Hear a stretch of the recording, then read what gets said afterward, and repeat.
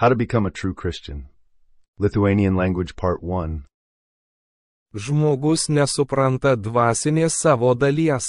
Jis viską sieja su fizinė savo dalimi. Iš Edeno sodo jums buvo pasakyta, kad fizinė dalis yra pagaminta iš žemės dulkių, o dvasinė dalis atkeliavo iš Dievo gyvybės alsavimo. Iš frazės gyvenimo kvėpavimas, gyvenimas reiškia amžinybę. Be to, frazė gyvybės medis buvo skirta fiziniai žmogaus daliai. Bet žmogus valgė nuo uždrausto vaisiaus medžio. Dievo įsakymas Adomui buvo aiškus - nevalgyti nuo gėrio ir blogio pažinimo medžio. Jei tai padarysi, tu tikrai mirsi. Bet Adomas nepakluso Dievui ir valgė iš to. Fizinė žmogaus dalis nusidėjo, nes dvasinė dalis kilo iš Dievo. Taigi Adomas ir Ieva buvo išvaryti iš sodo, nes Dievas nenorėjo, kad jie valgytų nuo gyvybės medžio. Taip, gyvatė įtikino Ievą valgyti uždraustą vaisių, o Ieva Adomą. Fizinė žmogaus bausmės dalis buvo grįžti į žemės dulkes. Dievas neminėjo bausmės dvasiniai žmogaus daliai, bet mes žinome, kad dvasia nukreipta į amžinąjį pasmerkimą. Pirminė dvasia nebegali būti siejama su Dievu. Viešpats Dievas pasakė gyvatei pradžios 3:1-5, aš sukelsiu priešiškumą tarp tavęs ir moters, tarp tavo palikuonių ir jos palikuonių. Jis sumuš tau galvą, o tu jam kulną. Iš karto turėjote suprasti, kad parašyta sėkla iš moters, bet žinote, kad sėkla kilusi iš vyro. Stebuklas įvyks, turėtumėte žinoti, kad Dievas ką nors padarys moters pastojime. Daugelis iš jūsų žino, kad sėkla yra Jėzus. Iš įvykių Edeno sode žinote, kad žmogus vaikščiojo su Dievu, bet buvo tyras ir be nuodėmės. Visi gimsta į nuodėmę dėl žmogaus nuodėmės Edeno sode.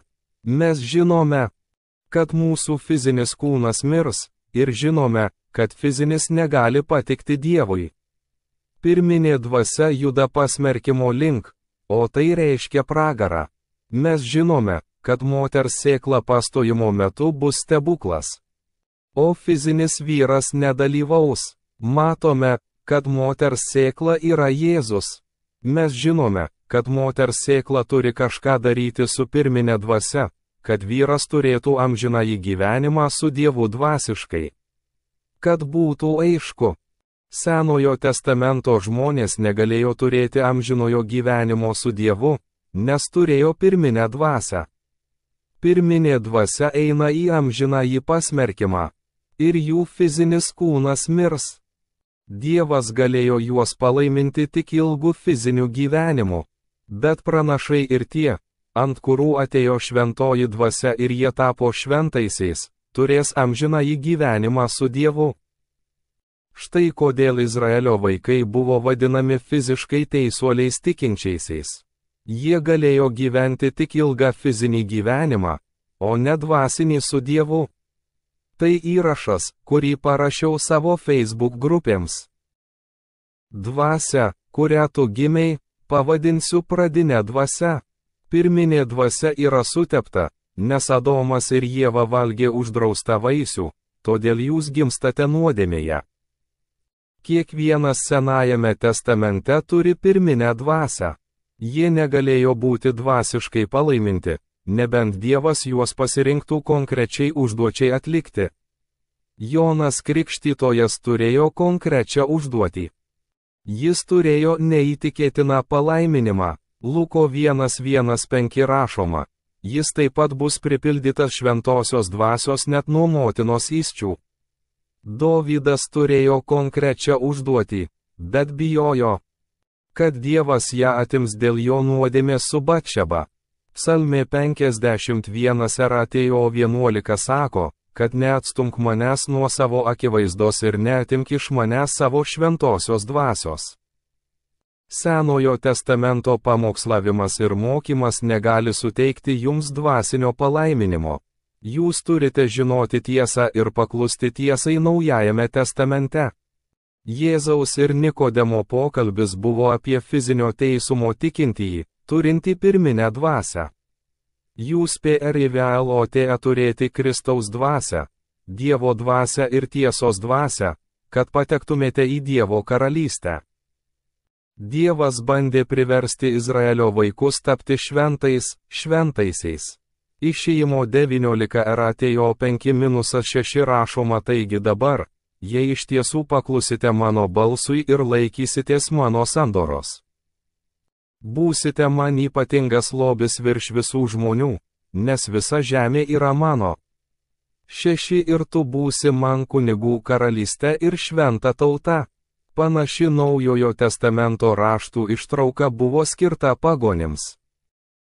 1 Petro 2 ir atėjo 9-10 rašoma, bet jūs esate išrinktoji karta, karališkoji kunigystė, šventa tauta, jo ypatinga tauta, kad galėtumėte skelbti šlovę to, kuris pašaukė jūs iš tamsos į savo nuostabią šviesą.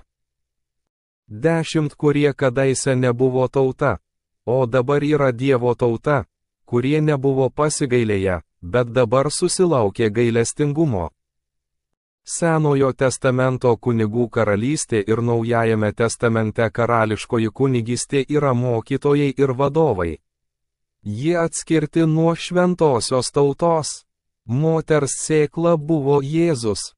Mato 1:1-8 rašoma, Jėzaus Kristaus gimimas buvo toks: po to, kai jo motina Marija buvo susižadėjusi su Juozapu, prieš jiems susiburiant, ji buvo rasta pagimdžiusi šventąją dvasią.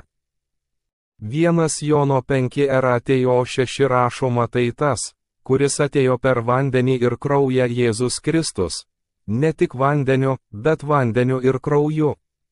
Ir tai dvasia, kuri liudija, nes dvasia yra tiesa. Luko 2:5 Ir Jėzus išaugo išmintimi ir ūgiu bei palankumu Dievui ir žmonėms. Mato 3 ir atėjo 13-17 Tada Jėzus atėjo iš Galilėjos pas Joną prie Jordano, kad jį pakrikštytų. 14 Ir Jonas bandė jam sutrukdyti, sakydamas, man reikia tavęs pakrikštyti, o ar tu ateini pas mane? 15 Bet Jėzus jam atsakė, leisk dabar taip, nes taip mums dera vykdyti visą teisumą. Tada jis leido jam. 16 Kai Jėzus buvo pakrikštytas, jis tuojau pat pakilo iš vandens.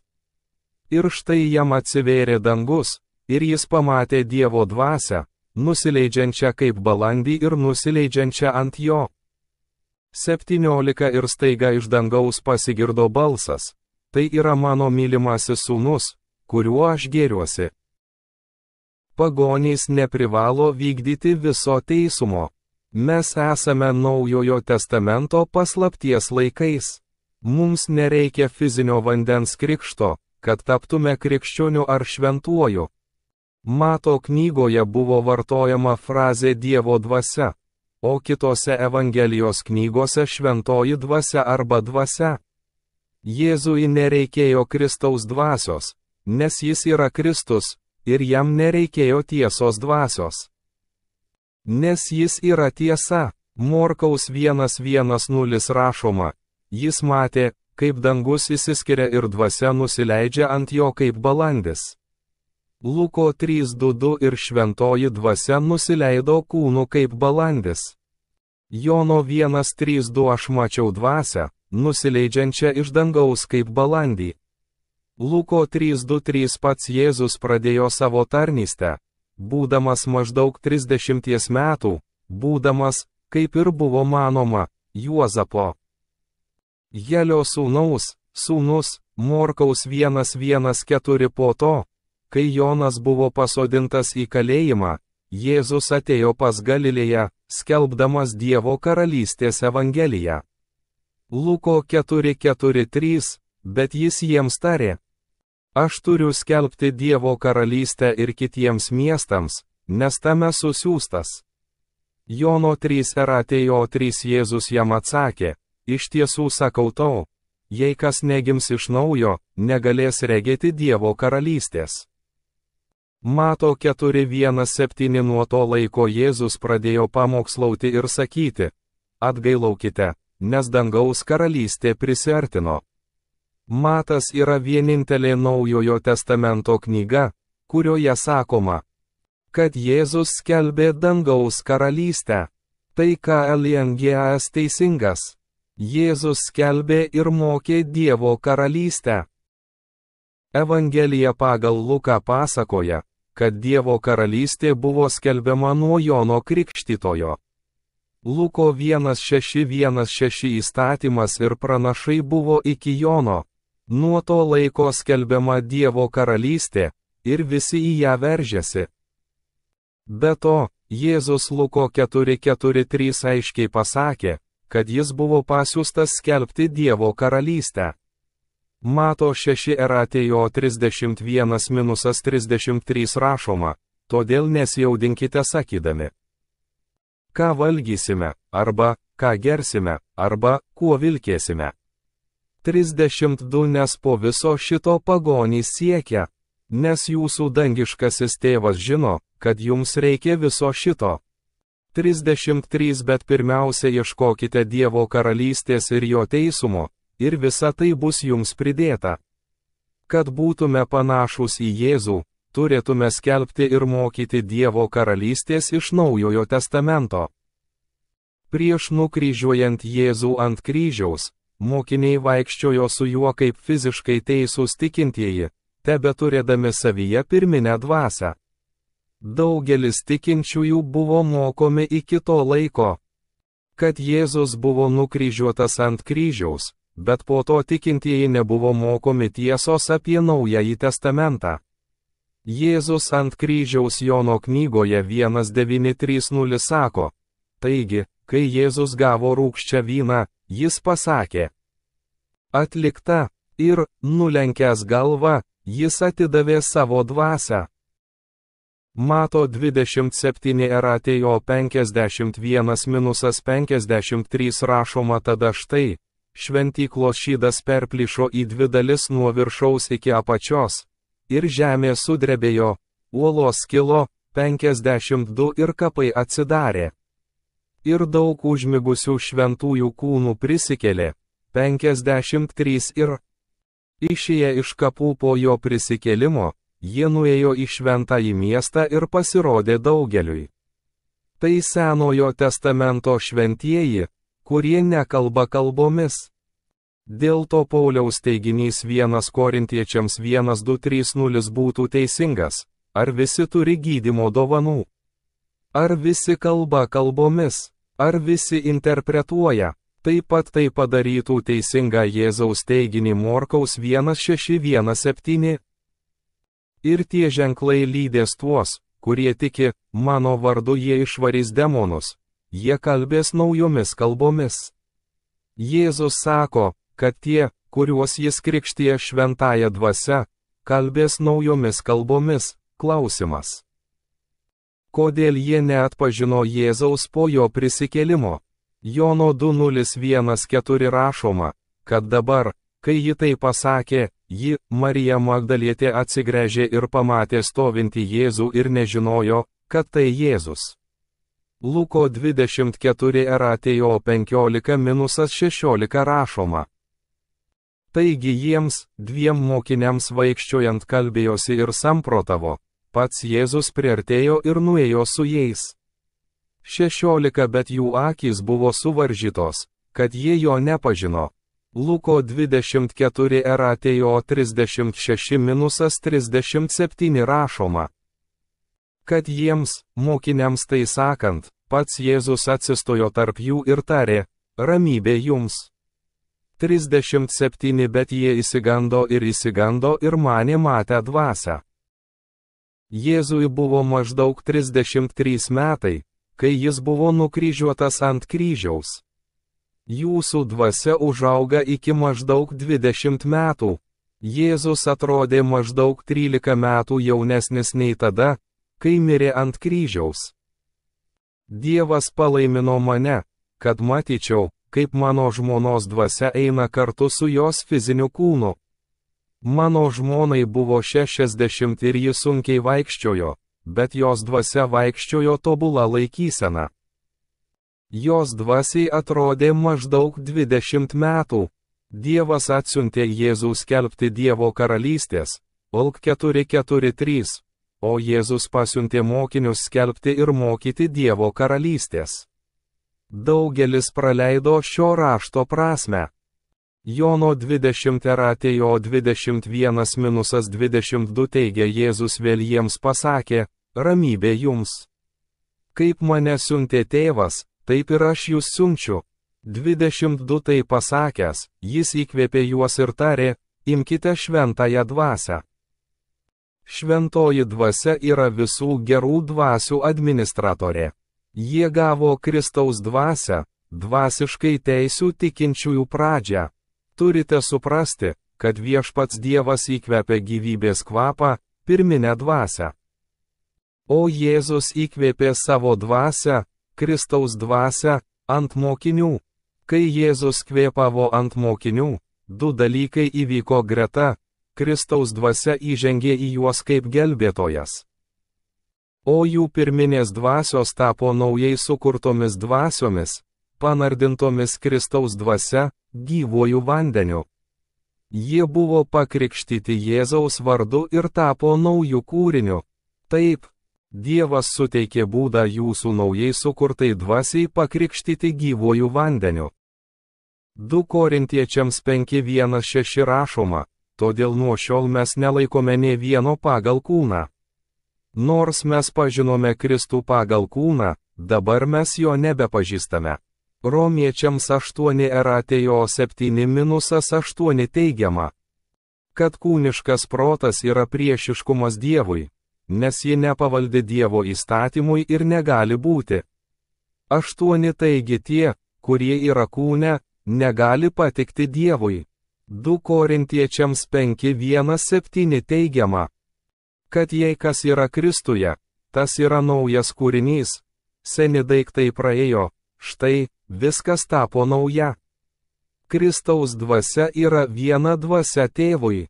Efeziečiams 2:1-7-18 rašoma, jis atėjo ir skelbė taiką jums, kurie buvote toli, pagonims ir tiems, kurie buvo arti žydams. 18 Nes per jį mes abu viena dvasia, Kristaus dvasia prieiname prie tėvo. Didžioji komisija, Mato 28 ir atėjo 19-20 sakoma. Eikite ir padarykite mano mokiniais visas tautas, krikštydami jas vardan tėvo ir sūnaus, ir šventosios dvasios 20 mokydami laikytis visko, ką jums įsakiau. Ir štai aš esu su jumis visada.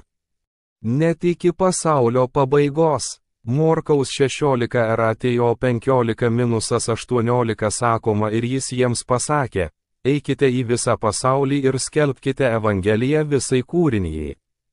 16 Kas tiki ir pasikrikštys, bus išgelbėtas, bet kas netiki, bus pasmerktas. 17 Ir tie, kurie tiki, lydės ženklai, mano vardu jie išvarys demonus, jie kalbės naujomis kalbomis.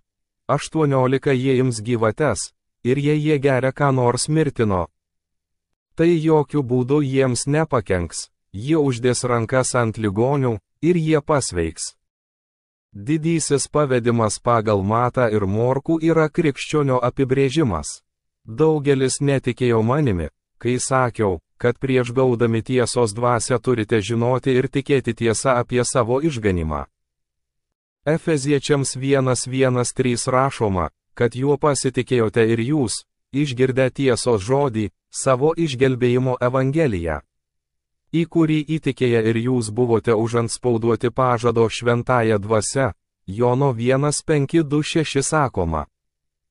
Bet kai ateis pagalbininkas, kurį atsiųsiu jums iš tėvo, tiesos dvasia, kylanti iš tėvo, liudys apie mane. Jono 1:6-1-3 sakoma, tačiau kai ateis jis, tiesos dvasia, jis jūs ves į visą tiesą. Jis kalbės ne iš savo valdžios, bet kalbės, ką išgirs. Ir jis jums pasakys, kas bus ateityje.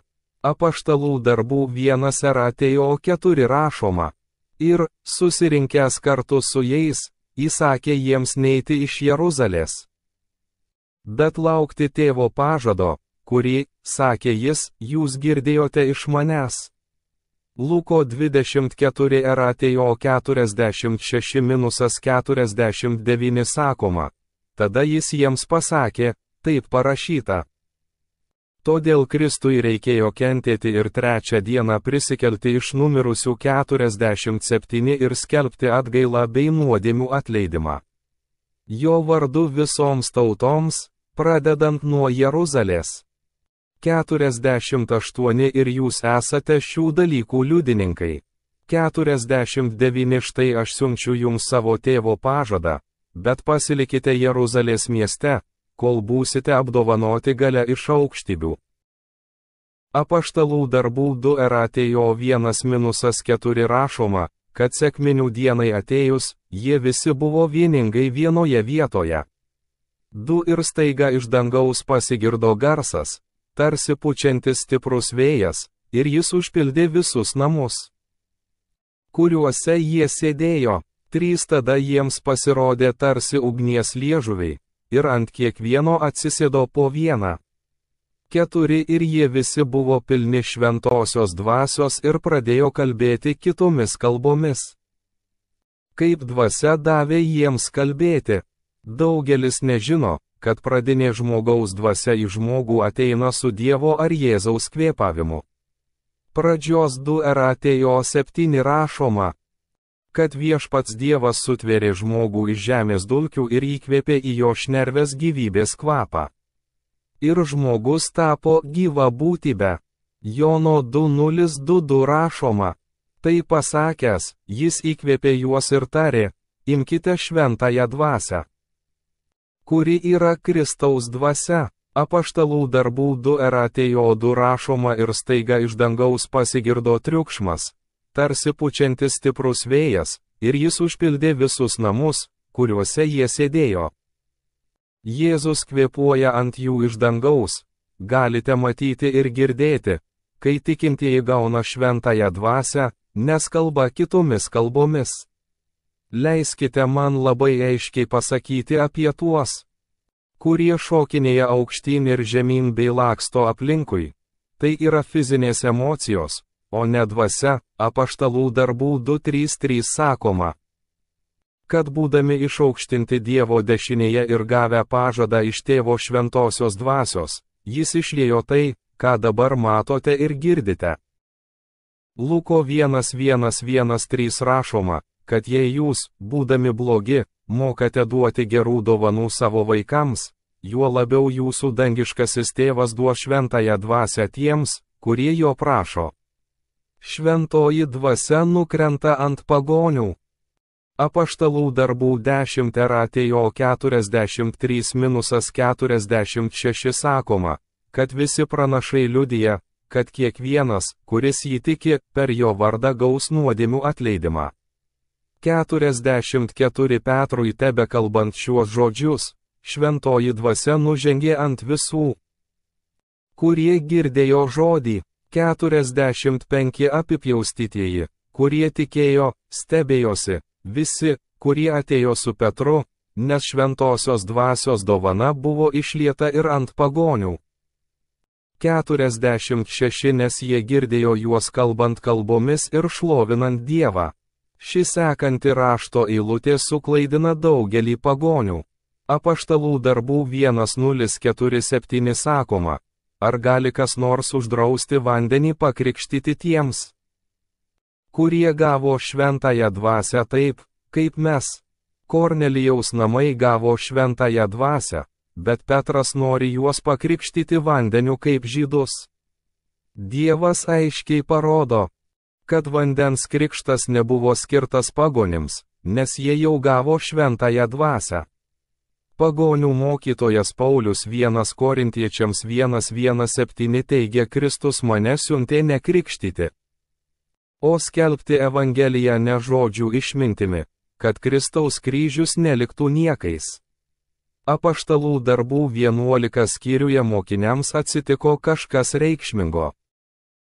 Apaštalų darbų 11 atėjo 25-26 rašoma. Tada Barnabas išvyko į Tarsą ieškoti Sauliaus. 26 radęs jį, nuvedė į Antiochiją. Taip ištisus metus jie susirinko į bažnyčią ir mokė daug žmonių. O mokiniai pirmiausia buvo vadinami krikščionimis Antiochijoje. Mokiniai vadinami krikščionimis, Dievas juos išskiria iš tikinčiųjų, tačiau šiandien tikintieji mano, kad jie yra krikščionys. Dvasinės mokinių savybės byloja, kad jie skiriasi nuo tikinčiųjų. Dvasinės savybės yra tokios. Mokiniai kaip tikintieji gavo tiesą apie Dievo karalystę. Mokiniai gavo dvasinį išganimą, Kristaus dvasią, Jono 2:022. Jų dvasios buvo pakrikštytos gyvuoju vandeniu, gavusios Kristaus dvasią. Jie pakluso Dievo žodžio tiesai. Mokiniai buvo pakrikštyti šventąja dvasia apaštalų darbai 2:4. Dabar jie gavo Dievo dvasią ir tiesos dvasią. Priimdami Dievo dvasią, jie kalbėjo kalbomis, nes negali turėti vieno be kito. Jie tapo tikraisiais garbintojais, kaip teigiama Jono 4:2-3. Bet ateina valanda ir dabar yra, kai tikrieji garbintojai garbins Tėvą dvasia ir tiesa, nes Tėvas ieško tokių jį garbinančių. Mokiniai mokė tiesos kitus ir apaštalų darbų 1:126 buvo vadinami krikščionimis. Mokiniai kitus mokė tiesos, kuri sutampa su Efeziečiams 1:1-3. Efeziečiams 1:1-3 rašoma, kad juo pasitikėjote ir jūs. Išgirdę tiesos žodį, savo išgelbėjimo evangeliją, kuriuo įtikėję ir jūs buvote užantspauduoti pažado šventąja dvasia, Jėzus mokė tiesos žodžio mokinius. O pakrikštyti šventąja dvasia ir prabilę kalbomis, mokė tiesos žodžio kitus. Ciklas tęsėsi tol, kol fiziškai teisūs tikintieji nužudė visus tikruosius krikščionis ir šventuosius. Nuo to momento niekas negalėjo išmokyti tiesos, kad gautų tiesos dvasią. Tai šiandienos problema. Tikintieji nežino tiesos. Taip, kai kurie buvo pakrikštyti šventąja dvasia. Bet tiesos dvasia juose nepasireiškė, nes jie nepriėmė tiesos žodžio.